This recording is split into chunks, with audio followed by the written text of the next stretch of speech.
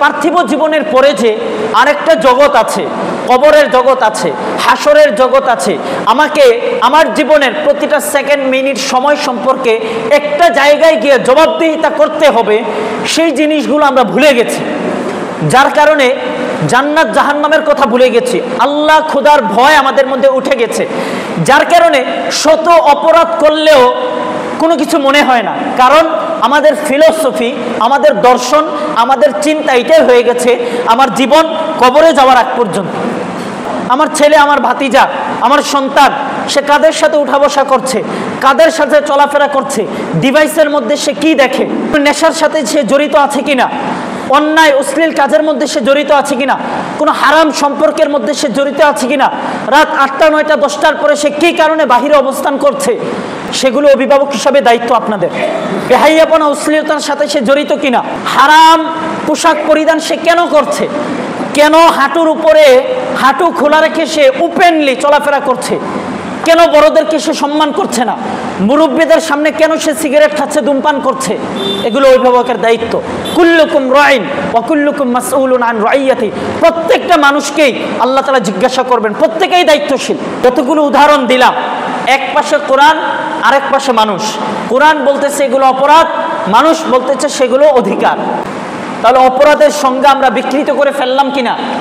শরীয়ত যেগুলোকে অপরাধ হিসাবে চিহ্নিত করেছে, কোরআন এবং সুন্নাহ যেগুলোকে অপরাধ হিসাবে চিহ্নিত করেছে, তারা সেগুলোকে অপরাধ হিসাবে স্বীকৃতি তো দেয়ই না, বরং কিছু কিছু ক্ষেত্রে শরিয়ার আলোকে সেই অপরাধগুলোকে তারা ব্যক্তিগত অধিকার, পার্সোনাল চয়েস, ব্যক্তিগত স্বাধীনতা হিসাবে নিজেদের মধ্যে স্বীকৃতি দিতে চায়।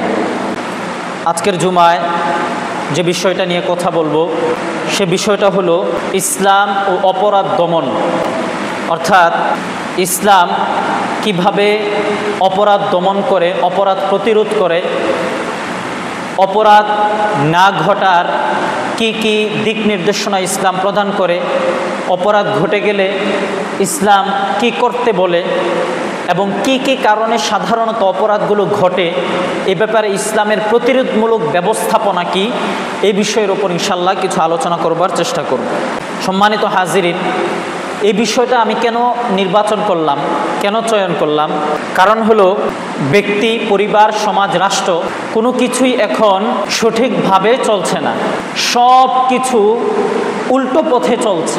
মানুষের ব্যক্তি জীবন, পারিবারিক জীবন, সামাজিক জীবন, কোনো কিছুর মধ্যেই শান্তি নেই, সর্বদা অশান্তি, অস্থিরতা, পেরেশানি এসব কিছু বিরাজ করছে। ব্যক্তিগত জীবনে মানুষের খাদ্যের মধ্যে ভেজাল, ঔষধের মধ্যে ভেজাল, দিন দিন রোগ ব্যাধি মানুষের মধ্যে খুব বেড়েই চলছে। যে কোনো একটা মানুষকে জিজ্ঞাসা করলেই তার দিলের যে হালত ফুটে ওঠে, সে শান্তির মধ্যে নেই, তার মধ্যে সবসময় একটা আগুন, একটা অস্থিরতা জ্বলতে থাকে। পারিবারিক জীবনের মধ্যেও আমাদের মধ্যে প্রশান্তি বিরাজ করে না। বাংলাদেশের মধ্যে শুধু ঢাকা সিটির মধ্যে প্রতি ঘন্টায় একটা করে ডিভোর্স হয়। তো এগুলো থেকে বুঝে আসে যে পারিবারিক জীবনের মধ্যেও মানুষের মধ্যে প্রশান্তি নেই। সামাজিক জীবন, যত রকমের অন্যায় অনাচার হওয়ার দরকার সবই হচ্ছে। মিথ্যা কথা বলা, প্রতারণা করা, ধোঁকা দেওয়া, চুরি করা, লুণ্ঠন করা, ব্যভিচার করা, পরকীয়া সহ ধর্ষণ, হত্যা সব কিছুই চলছে সমাজের মধ্যে। ব্যক্তি, পরিবার, সমাজ কোনো কিছুর মধ্যেই প্রশান্তি নেই, কোনো কিছুর মধ্যেই শান্তি নেই, সব জায়গায় শুধু অস্থিরতা, পেরেশানি। কেন এই অস্থিরতাগুলো তৈরি হচ্ছে, কেন এই পেরেশানিগুলো তৈরি হচ্ছে, ইসলাম এই ব্যাপারে কি বলছে, আমরা সে কথাগুলোই আজকের জুমায় কোরআন এবং সুন্নাহর আলোকে জানবার চেষ্টা করব ইনশাআল্লাহ। যে বিষয়টা নির্ধারণ করেছি, এই বিষয়ে আমি মৌলিকভাবে 3টা পয়েন্টে কথা বলবার চেষ্টা করব। 1 নাম্বার হলো অপরাধ কাকে বলে। এখানে 2টা দৃষ্টিভঙ্গি। 1 নাম্বার হলো ইসলাম অপরাধ বলতে কি বোঝায়, ইসলাম অপরাধের কি ডেফিনিশন পেশ করে, আর পশ্চিমা বিশ্ব বা ওয়েস্টার্ন কালচার অথবা এক শব্দে বললে মানবরচিত বিভিন্ন তন্ত্র, মন্ত্র, ধর্ম অপরাধের কি সংজ্ঞা ডিফাইন করে। দ্বিতীয় যে বিষয়টা কথা বলবো সেটা হলো মৌলিকভাবে কি কারণে পৃথিবীর মধ্যে ছোট্ট থেকে নিয়ে হত্যাকাণ্ড পর্যন্ত এরকম বিশাল বড় বড় অপরাধগুলো ঘটছে, এর একটা মৌলিক কারণ এখানে তুলে ধরবার চেষ্টা করব। তৃতীয় যে বিষয়টা নিয়ে কথা বলবো সেটা হলো অপরাধ দমনে ইসলাম আমাদেরকে কি কি প্রতিরোধমূলক ব্যবস্থাপনা গড়ে তোলার নির্দেশনা প্রদান করে সে বিষয়টা পরিষ্কার করবার চেষ্টা করব। প্রথম যে বিষয় বলবো সেটা হলো অপরাধ কাকে বলে। ইসলামী শরিয়ায় অপরাধ হলো কোরআন এবং সুন্নাহ, আল্লাহ ও তার রাসূল এ মানব জাতিকে আদেশ নিষেধ দিয়েছেন, এ আদেশ নিষেধের লঙ্ঘন করাই হলো অপরাধ। আল্লাহ তাআলা কোরআনুল কারীমের মধ্যে ইরশাদ করছেন, ওয়ালা তা'তাদু ইন্নাল্লাহা লা ইউহিব্বুল মু'তাদিন, যে তোমরা সীমালঙ্ঘন করো না, কেননা আল্লাহ তাআলা সীমালঙ্ঘনকারীদেরকে পছন্দ করেন না। সীমালঙ্ঘন করা এটা অপরাধ। কোরআন এবং হাদিস এবং সিরাত অপরাধের ব্যাপারে আরও কয়েকটা শব্দ ব্যবহার করেছে। এর মধ্যে আরেকটা শব্দ ব্যবহার করছে ফাহশা। কোরআনুল কারীমের মধ্যে আল্লাহ তাআলা বলছেন, কুল ইন্নামা হাররামা রাব্বিয়াল ফাওয়াহিশা মা যাহারা মিনহা ওয়া মা বাতান ওয়াল ইসমা ওয়াল বাগয়া বিগাইরিল হক, যে আল্লাহ তাআলা সমস্ত অশ্লীলতাকে, সমস্ত ধরনের বেহাইয়াপনাকে হারাম ঘোষণা করেছেন। অন্য জায়গার মধ্যে মুনকার শব্দকে রাসূলুল্লাহ সাল্লাল্লাহু আলাইহি ওয়াসাল্লাম কোরআন সুন্নাহর মধ্যে মুনকার শব্দটাকে অপরাধ হিসাবে চিহ্নিত করেছে। কিন্তু অতি দুঃখজনক ব্যাপার হলো একবিংশ শতাব্দীতে এসে আমরা অপরাধের সংজ্ঞাকেই পরিবর্তন করে ফেলেছি। পশ্চিমা বিশ্ব বা ওয়েস্টার্ন কালচার তারা অপরাধের সংজ্ঞাকে বিকৃত করে ফেলেছে। তারা আল্লাহর বিধানকে মানদণ্ড বানিয়ে আল্লাহ তাআলা অপরাধের যে সংজ্ঞা আমাদের সামনে পেশ করেছে, তারা সেই সংজ্ঞাকে বাদ দিয়ে মানব রচিত মানদণ্ডের উপর নির্ভর করে অপরাধের সংজ্ঞা উপস্থাপন করেছে। অর্থাৎ যা একজন মানুষের ব্যক্তি জীবন, পারিবারিক জীবন, সামাজিক জীবন, রাষ্ট্রীয় জীবন, আন্তর্জাতিক জীবন, স্পিরিচুয়াল লাইফ পুরোটাকেই ধ্বংসের মুখে, হুমকির মুখে ফেলে দেয়। কয়েকটা উদাহরণ দিলে বিষয়টা পরিষ্কার হবে। 1 নাম্বার, সমকামিতা ইসলামের মধ্যে নিষিদ্ধ, হারাম। এটা মানব বিধ্বংসী একটা অন্যায়, একটা অপরাধ। কোরআন সুন্নাহর আলোকে এটা পরিপূর্ণরূপে নিষেধ। কিন্তু পশ্চিমা বিশ্ব সারা দুনিয়ার মধ্যে আন্দোলন তুলেছে সমকামিতাকে মানুষের অধিকার হিসাবে স্বীকৃতি দেওয়ার জন্য। ইসলাম একটাকে অপরাধ বলছে, আর পশ্চিমা বিশ্ব বা ওয়েস্টার্ন কালচার এটাকে মানব অধিকার হিসাবে স্বীকৃতি দিচ্ছে। নাউজুবিল্লাহ। 2 নাম্বার, জিনা, ব্যভিচার। কোরআন সুন্নাহর আলোকে এটা নিষিদ্ধ, হারাম। কিন্তু পশ্চিমা বিশ্বের যে ধর্ম, তারা এই মুসলিম উম্মার সামনে এটা এভাবে এটাকে রিপ্রেজেন্ট করছে, একটা ছেলে একটা মেয়ে তারা যদি উভয়ের সম্মতিতে জিনা ব্যভিচার করে তাহলে এটা তাদের পার্সোনাল চয়েস, এ ব্যাপারে তাদেরকে কিছুই বলা যাবে না। অথচ কোরআন এবং সুন্নাহ বলছে এটা হারাম, অন্যায়, নিষিদ্ধ কাজ। তৃতীয়ত, মোবাইলের মধ্যে, ডিভাইসের মাধ্যমে, ল্যাপটপ, কম্পিউটার, পিসির মাধ্যমে অন্যায় অশ্লীল জিনিস দেখা, ইটসেলফ পর্নোগ্রাফি দেখা, এটা একটা মানুষের ঈমান, আমল, আধ্যাত্মিক শক্তিকে যেভাবে ধ্বংস করে দেয়, আল্লাহর সাথে কানেক্টিভিটিকে যেভাবে বিচ্ছিন্ন করে দেয়, ঠিক তদ্রূপভাবে এই জঘন্য অপরাধ একজন মানুষের ফিজিক্যাল অবস্থাকেও চরম পর্যায়ের অসুস্থতার দিকে নিয়ে যায়। অথচ পশ্চিমা বিশ্ব এটাকে একটা বৈধ বিজনেস হিসাবে পুরো বিশ্বের সামনে মডেল রূপে উপস্থাপন করছে এবং এটাকে একটা আন্তর্জাতিক ব্যবসা হিসাবে মানুষের সামনে রিপ্রেজেন্ট করার চেষ্টা করছে। ইসলাম বলছে এটা অপরাধ, মানুষ, পশ্চিমা বিশ্ব বলছে এটা বৈধ। চতুর্থ, মদ পান ইসলামে হারাম, নিষিদ্ধ। কোরআনুল কারীমের মধ্যে এসেছে ওয়ালা তাকরাবুস সালাতা ওয়া আনতুম সুকারা। মদ পান এতটা জঘন্য অপরাধ।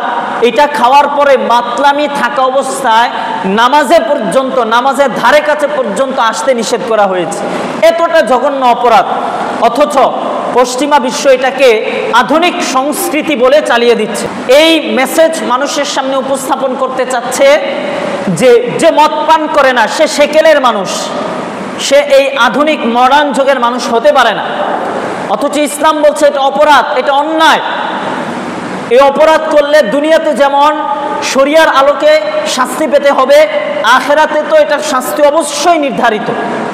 পঞ্চম, কোরআন সুন্নাহ ইসলাম রাসূলুল্লাহ সাল্লাল্লাহু আলাইহি ওয়াসাল্লামকে নিয়ে কটাক্ষ করা, উপহাস করা, আল্লাহর ঘর বাইতুল্লাহকে নিয়ে উপহাস করা, ইসলামের বিভিন্ন বিধিবিধানকে নিয়ে উপহাস করা, এটা ইসলামে কঠিনভাবে নিষিদ্ধ। অথচ পশ্চিমা বিশ্ব, ওয়েস্টার্ন কালচার, আধুনিক মডার্নিজম আমাদেরকে এটাকে বাকস্বাধীনতার সবক হিসাবে শেখাচ্ছে।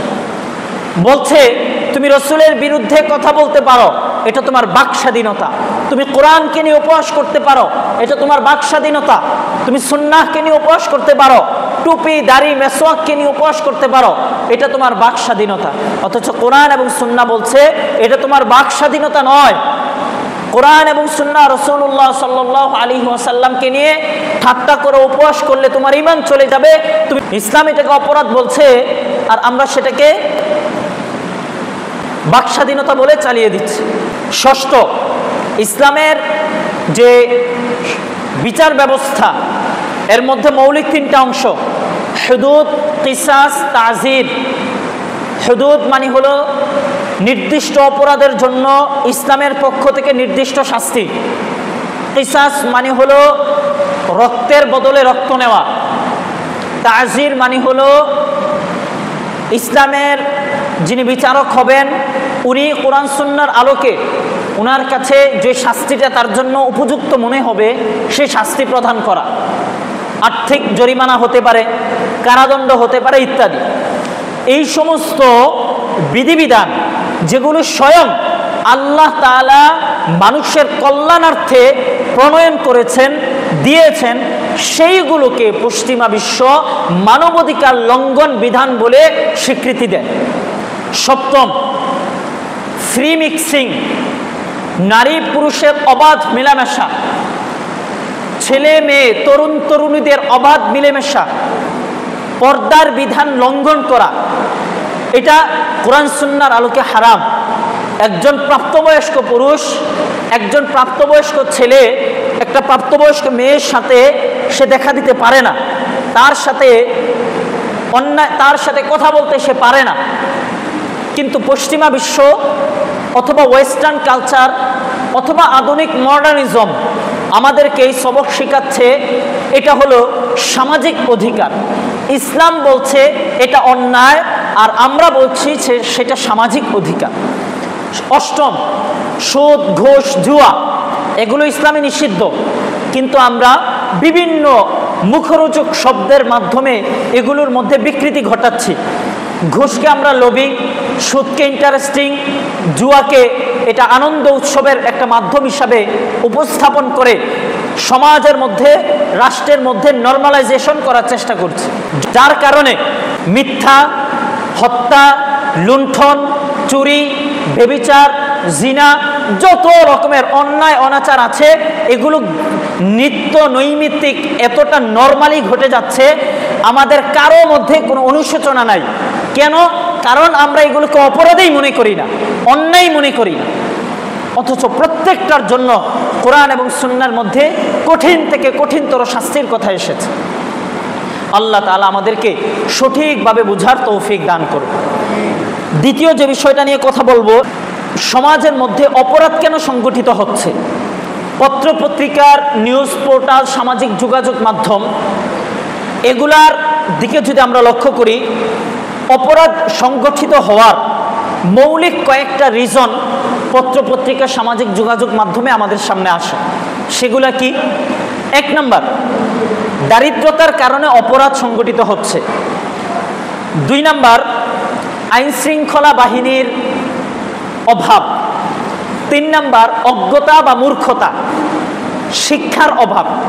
এগুলোর কারণে সমাজের মধ্যে অপরাধ সংগঠিত হয়, এগুলোর কারণে সমাজের মধ্যে অন্যায় অশ্লীলতার প্রচার প্রসার ঘটছে।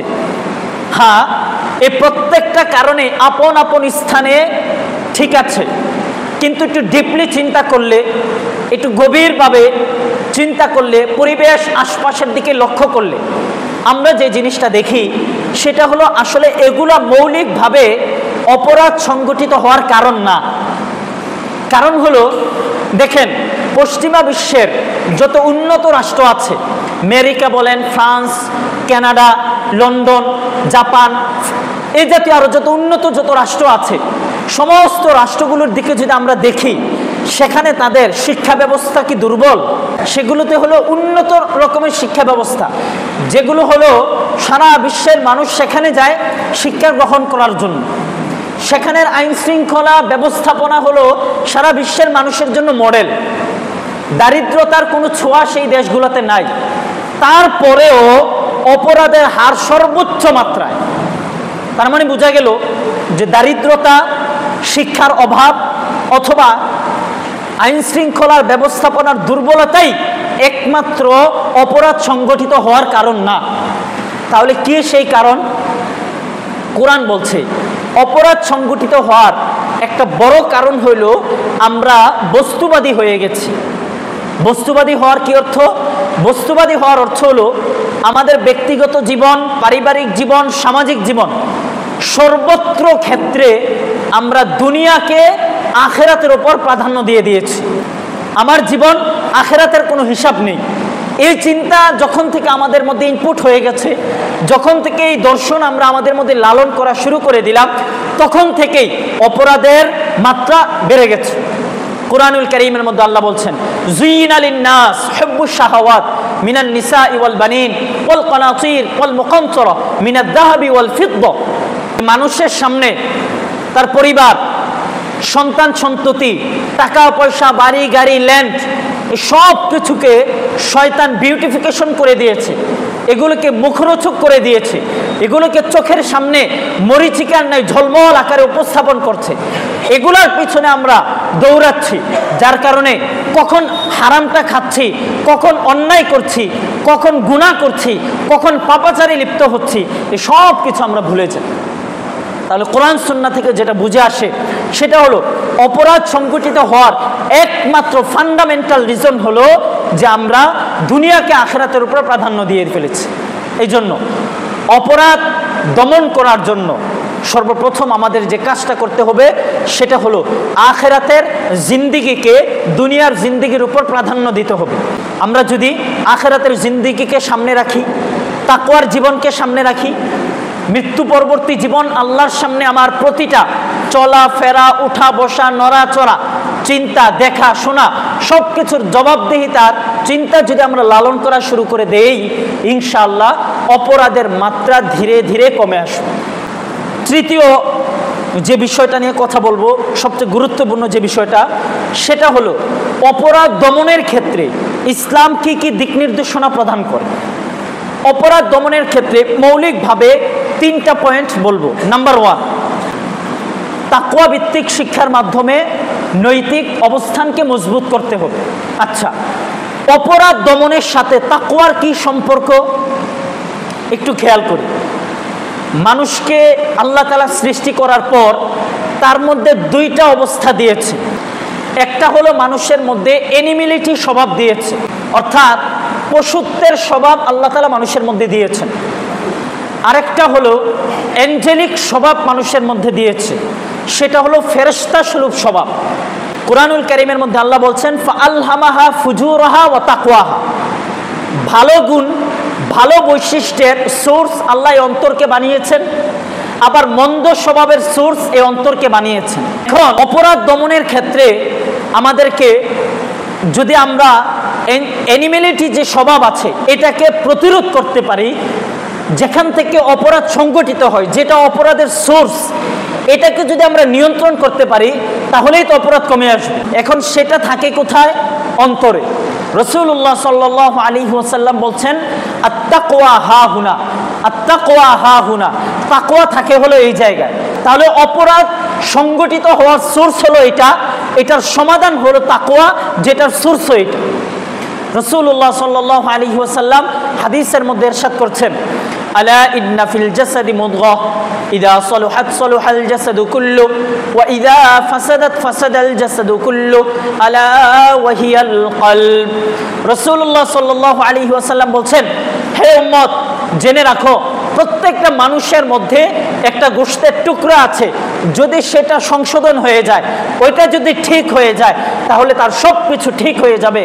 আর ওইটা যদি ঠিক না হয়, ওইটা যদি ভুল পথে চলতে থাকে, তাহলে তার ব্যক্তি জীবন নষ্ট হয়ে যাবে, তার পারিবারিক জীবন ধ্বংস হয়ে যাবে, তার সামাজিক জীবন থেকে শান্তি উঠে যাবে। জেনে রাখো সেটা হলো অন্তর, সেটা হলো কলব।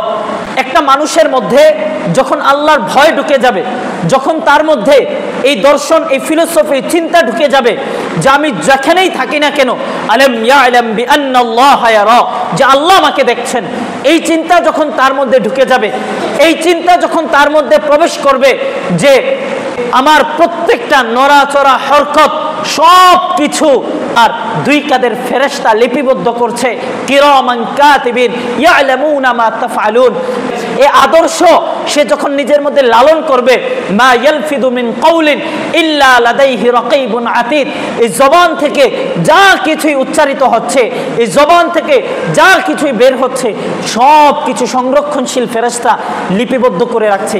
এইভাবে এই চিন্তা যখন মানুষের মধ্যে ঢুকে যাবে, তখন সে যে কোনো অন্যায় একা হোক একসাথে হোক করতে যাবে, তখন তার বিবেকের মধ্যে বাধা দিবে, আমি অপরাধ করছি, আল্লাহ তো দেখছেন, আমি চুরি করছি, আল্লাহ তো দেখছেন, আমি মিথ্যা কথা বলছি, আল্লাহ তো দেখছেন, লিখে রাখা হচ্ছে।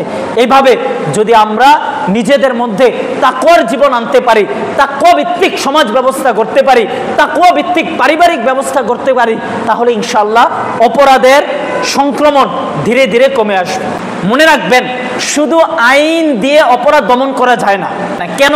দেখেন, যেই মস্তিষ্ক, যেই ব্রেন মানুষের অপরাধ নির্ণয় করার ক্ষেত্রে, মানুষের অপরাধ অনুসন্ধান করার ক্ষেত্রে, তালাশ করার ক্ষেত্রে যেই মস্তিষ্কটা বিভিন্ন ধরনের পথ ও পদ্ধতি আবিষ্কার করতেছে, সেই একই মস্তিষ্ক অপরাধ ঘটানোর জন্য বিভিন্ন পদ্ধতি আবিষ্কার করতেছে।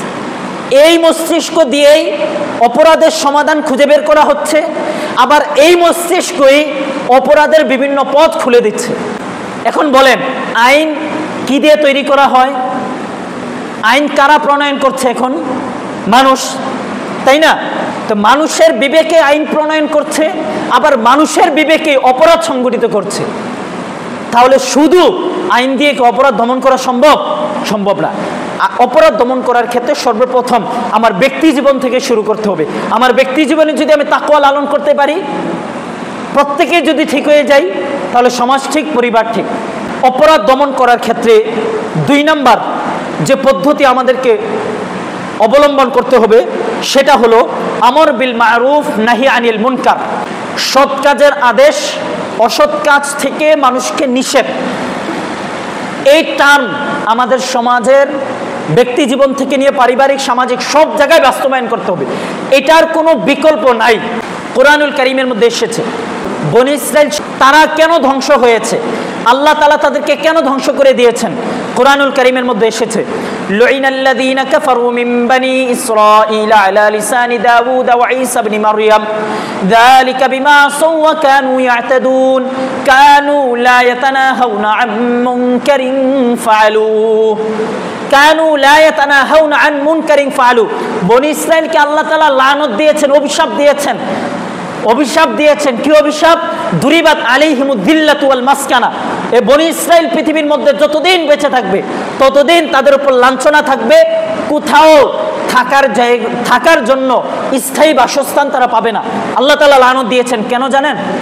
কারণ হিসাবে আল্লাহ তাআলা বলছেন, কানু লা ইয়াতানাহাউনা আন মুনকারিন ফাআলু। তারা পরস্পরে একে অন্যে, যখন একজন মানুষ অপরাধ করত, অন্যায় কাজ করত, তারা একে অপরকে বাধা দিত না, একে অপরকে বাধা দিত না, বলতো না তুমি এটা কেন করছো, এটা অপরাধ, নিষেধ করতো না।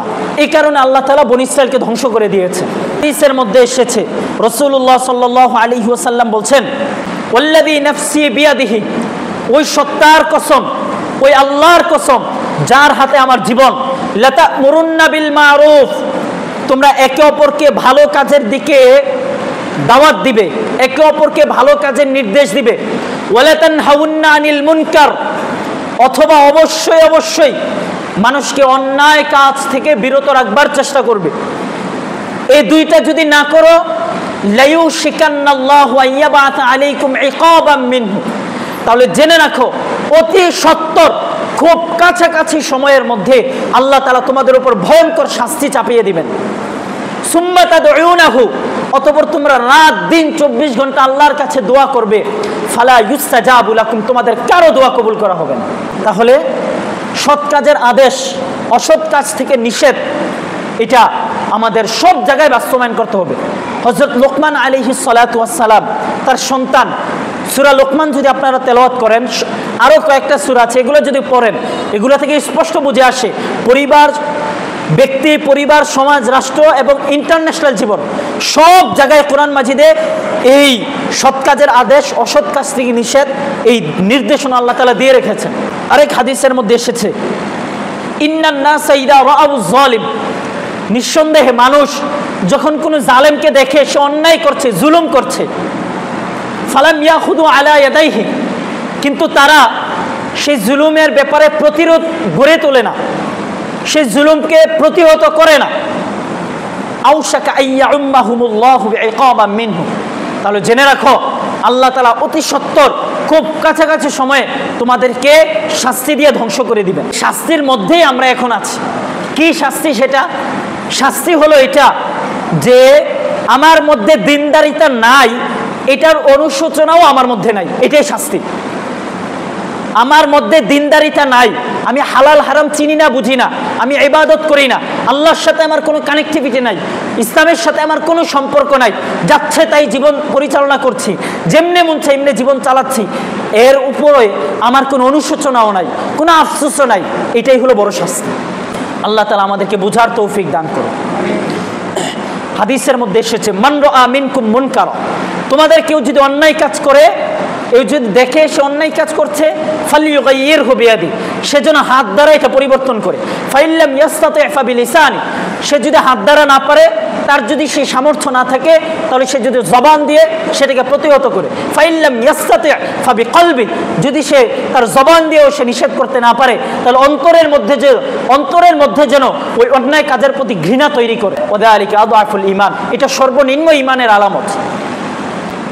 এই জন্য অভিভাবক হিসাবে আমাদের প্রত্যেকের কর্তব্য থাকবে আমার পরিবারের মধ্যে কারা কারা অন্যায়ের মধ্যে জড়িত সেই ব্যাপারে দিক নির্দেশনা দেওয়া।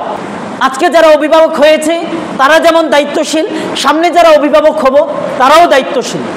তো আমাদের পক্ষ থেকে যদি আমরা দায়িত্ব পালন না করি, তাহলে আমাদের অধীনস্থ যা আছে মনে রাখবেন তারাই আপনাদেরকে দোষী করে জাহান্নামে যাবে, সাথে আপনাদেরকেও নিয়ে যাবে। আল্লাহ তাআলা আমাদেরকে হেফাজত করুন।